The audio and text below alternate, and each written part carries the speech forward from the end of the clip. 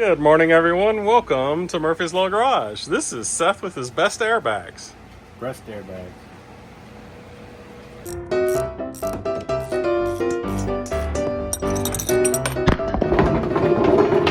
Dang it.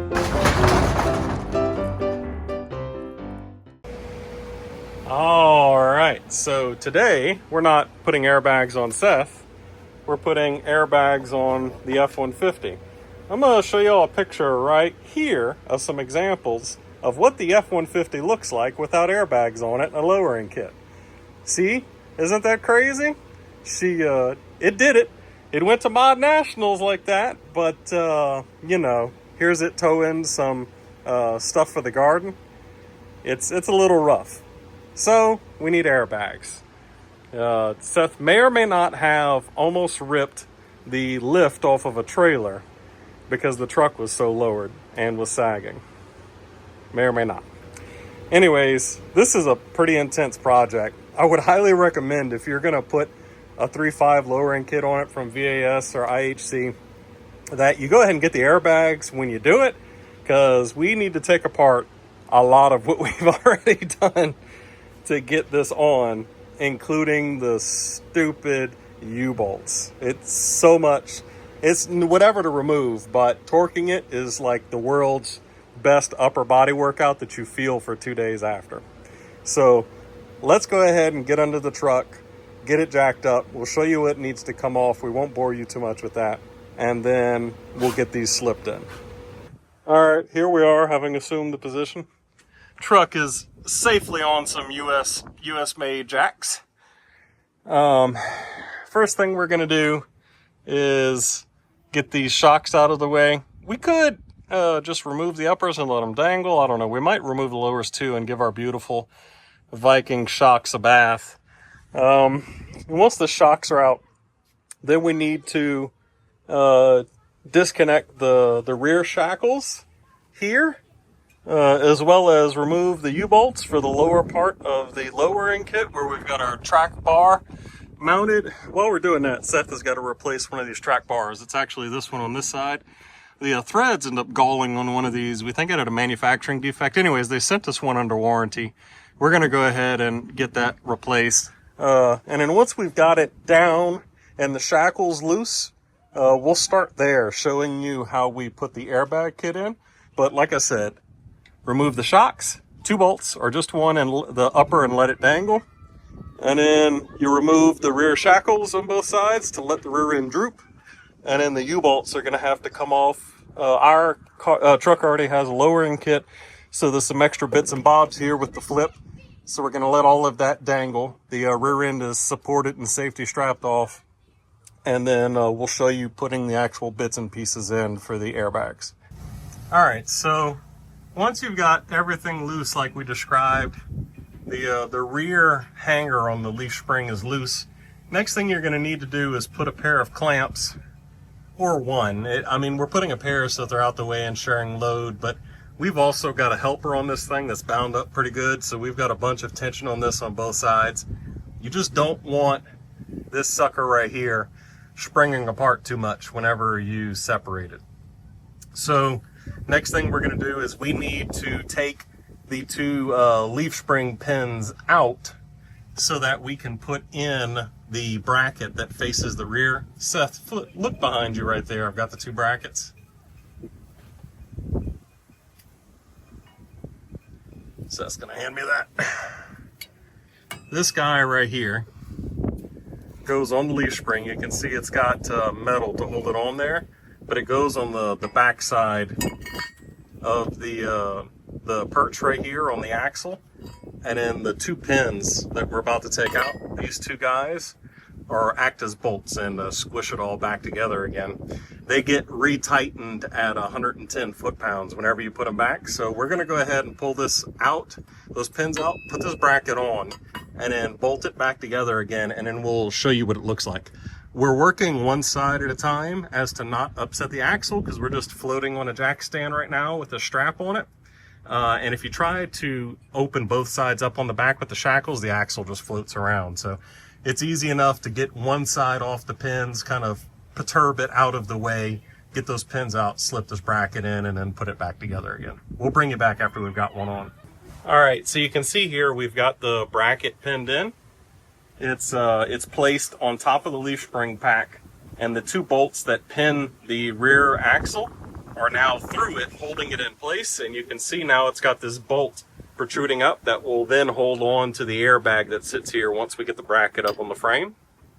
Obviously this is loose. We hadn't dealt with the other side yet, so these brackets are not side sensitive, so we're going to go ahead and get this other bracket put in on the other side, and then we will put the axle back together again so we don't end up losing anything.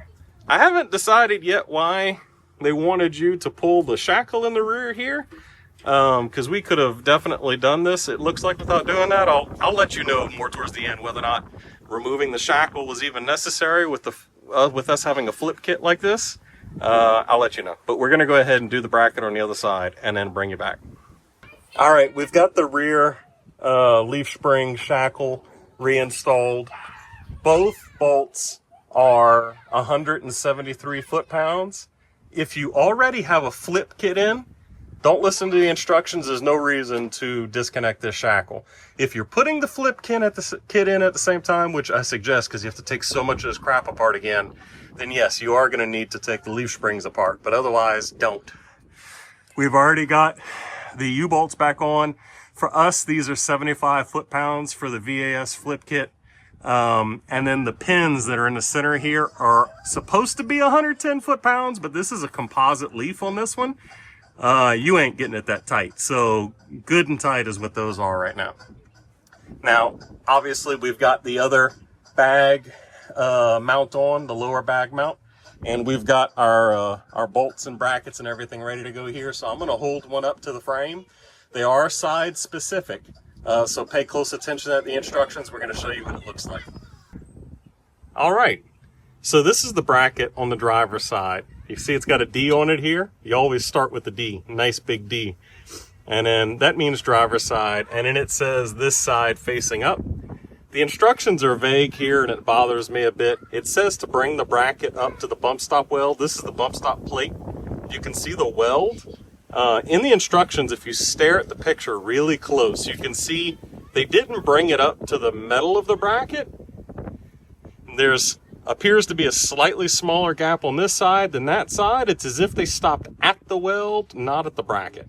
So we're going to imitate the landmarks we have in the picture. It bothers me that they didn't shoot a measurement from the center of the bump stop to this bracket. That makes the most sense to me from an engineering aspect, or from the bed mount or something, so that you had a more accurate location of where this is. Heck, even the hole that holds the brakes on the back, you could have taken a measurement there to tell us where it should land.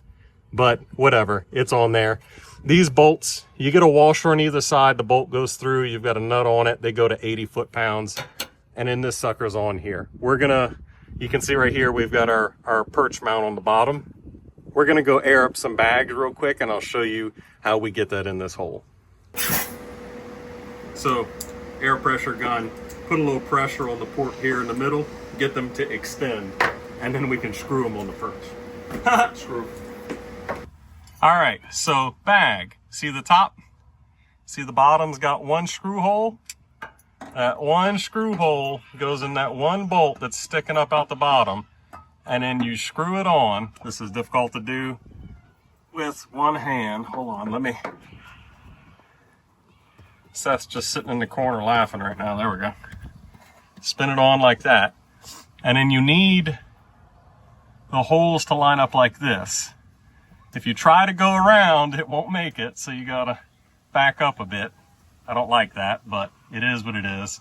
Anyways, I wonder if we put a tool on it, if we could actually force it to go the rest of the way without breaking it.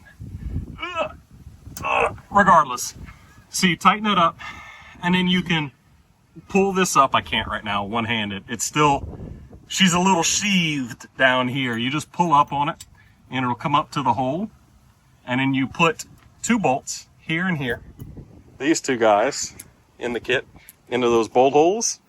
And then the air fitting goes in the big hole here that's going to protrude up through this opening. We're going to go ahead and put that together and bring you back. So it is possible to get this to rotate around enough. You gotta hit it harder with your purse, I guess. Spin it around further, really get in there and muscle on it. It will make that last half a turn to come in here. And then 2 bolts, and then the air fitting sitting up tight. We don't have this tightened up yet. The one thing we're curious about, it is not mentioned in the instructions, which is very frustrating, is for the driver's side, and that's in the parts list. This is for the driver's side. There's a shock sleeve extension that would go seemingly like this, that extends the shock even further down. That sucker would be way down here. Like, it's not just out, it's down. And then it wants you to reach up here with it. We're not sure why, because the shock reaches up here just fine. Watch. Got our Viking shock to extend out. Stick it in the hole. Viking shock has reached out just fine. And there is no conflict here. I don't see the airbag hitting this. And it wouldn't change anything for this shock to be further down, realistically. If you look at where it is, if the shock was further out, the airbag, if it were going to hit it, would just hit it a little higher. I don't know. I really don't. Why this is in here. We might have to go look at some pictures on the internet. Maybe this is for IHC's drop kit. Maybe this is if you don't have a drop kit, but this kit is made for a drop kit. So I don't know. So we'll let you know if we figure it out. All right, so we're back at we're not sure. So I've had Seth jack the rear end up so that we've compressed the rear end up into the chassis. I'll put the shock back where it would be, and look, still, there's no conflict here. And if you look, because we have a VAS lift, look at how tight this bolt situation is here to the lower part of the, this is their track bar setup. That track bar plate comes out so much that there is no way you are fitting this monstrosity, because it slips over the top of this bracket. There's no room here between these 2 bolts. They're already touching, physically touching, to put this in. So I don't know. Maybe it's for you guys with IHC stuff. For sure, if you've got the track bar set up, that's not going in there. And there doesn't appear to be any conflict, even when the truck is at normal ride height. Will that change if the truck squats under a load? Maybe a little bit, but that's kind of the point of the airbags, right? Air the bags up a bit, and they shouldn't be anywhere in the way. We'll check it again whenever it's on the ground with some air in it. All right, so just showing you what it looks like. This is tightened up. These 2 are 33 foot-pounds. This sucker right here is tightened up. The other side is on as well. It's not going to focus on it, but who cares? As far as we can tell from the pictures in the instructions, their shock, once they have it installed, rides at the same exact place as this one, so they didn't even use it. I don't know what it's for. I don't know, but it appears to be unnecessary. We ain't putting it. Next thing we've got to do is run our air lines. The kit comes with a roll of air lines. Let me show you that.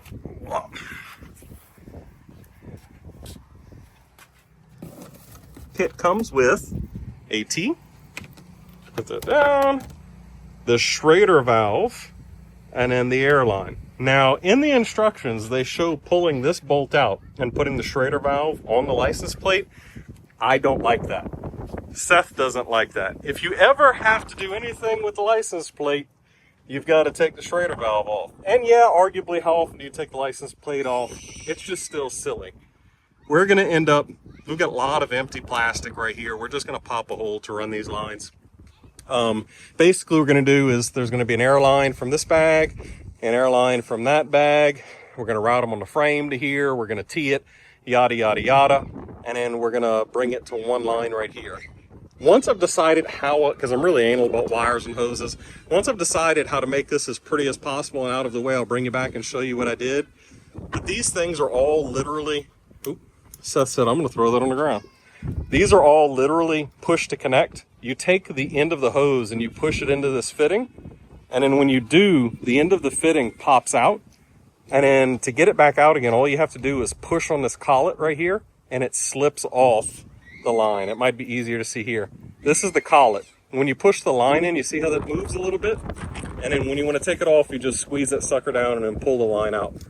What's really important when you're putting it together is that these lines be cut very square. And you can see from IHC, It is not. It is not square. So even to use this one, I'm going to need to cut it. Now, a razor blade is the best thing to use here. If you use a pair of scissors, you will crush it. You'll ruin this. So use a razor blade, get really square on it, cut it. I just happen to have a tube cutter that's designed for this. So I'm going to get this cut up. I'm going to show you my routing, and then we're going to air them up for the first time and test for leaks. Be right back. All right, so both of the lines come up over the top of the plate. You see the air shock here? It comes up over the top of the plate. I've actually got some wire loom on it protecting it where it comes up over that sharp edge. And then I've just used zip ties to grab these holes in the frame. Comes up over the top, follows this ground wire down. And then the T is right here on this harness. We're all on the soft harness right here where it can't hurt this nylon. And then we got a little line that jumps over to where the Schrader valve is. I'll show you where that lands on the other side in just a second. And then line comes around here again, following that nice soft harness, through the nice soft harnesses, following the nice soft harness, and then same thing, jumps over the top of this. I'm gonna get up and show you what that looks like. All right, and like I said, rather than taking out one of these bolts, here's where that Schrader valve ends up landing. Perfectly fine. It's a tiny little hole, who cares? And over here, you can see how I've got that piece of wire loom that's protecting this side. I mean, wheel spinning right here. Trash can get up here and hit this. So this is well protected right here and then goes up and over the top. It'd be nice if there was a hard line section right here that would give this more defense from things hitting it. But at the very least, these brackets come out pretty far to protect it. The next thing the instructions say to do is to air the system up to 50 PSI. Hold it there for a while, check and make sure it stays at 50 PSI. If it doesn't, you're going to take some soapy water to all your air connections and look for a leak. If not, you're good to go. Now, we hadn't put our shocks back in yet because we're going to clean the Viking shocks up. They're pretty dirty. And then Seth is re-lubricating the track bars. We'll show you a video of it all put back together again when we're done here. All right, so we got the track bars loose and connected. We took an opportunity to clean them up, re-lubricate them. You should always do that. That's a yearly maintenance thing or bi-yearly maintenance thing. Got the shocks cleaned up and put back in and installed. You see the airbags, they didn't leak any air. We only, we got them at 0 PSI right now. We got to set the truck down, let all the air out, set the track bar, and then we'll bump a little air into the bag just so that it's got some in it and call it good. The only time they'll actually get aired up is when there's load on the truck. So we'll just kind of put air in them until it picks the rear of the truck up just the tiniest little bit, like it's starting to, and then stop. And whatever that pressure is, that's the normal base pressure. Anyways, we're sticking the wheels back on now. We'll get it set down, get the track bars locked in, and then we'll show you the air up and air down.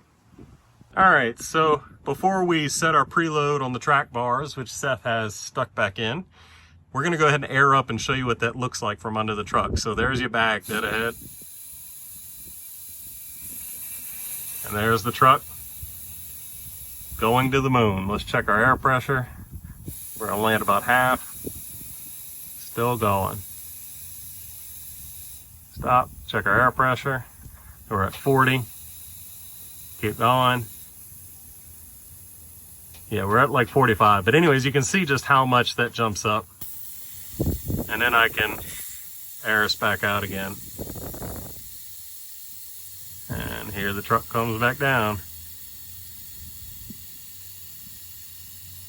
So the reason we're airing up and then setting it back down again, and I'm going to bounce on the back of the truck a bit, is we want to try to get the preload on the track bars just right with the airbags.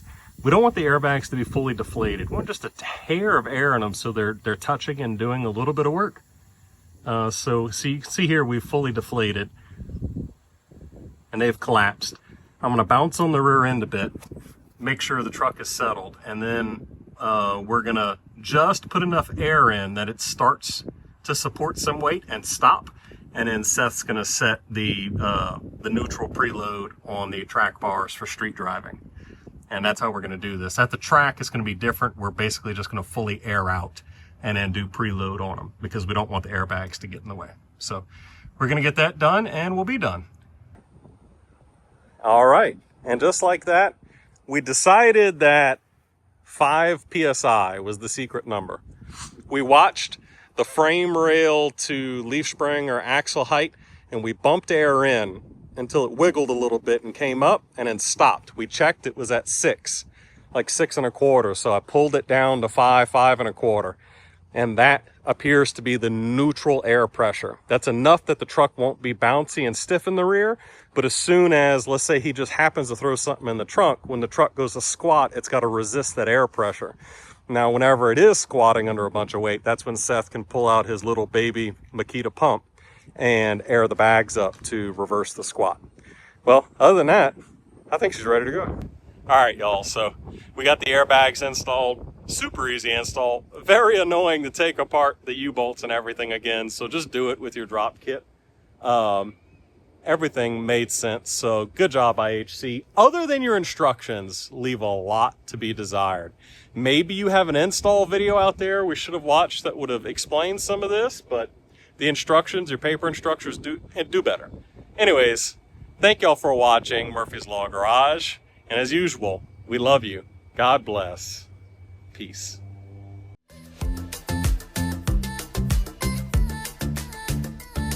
Start. Oh, sweep in. There we go. And let me know when you're doing it. Rolling? Yeah, we've been rolling. Go ahead. It'd be funny. I always said I was a grower, not a shower. Yikes.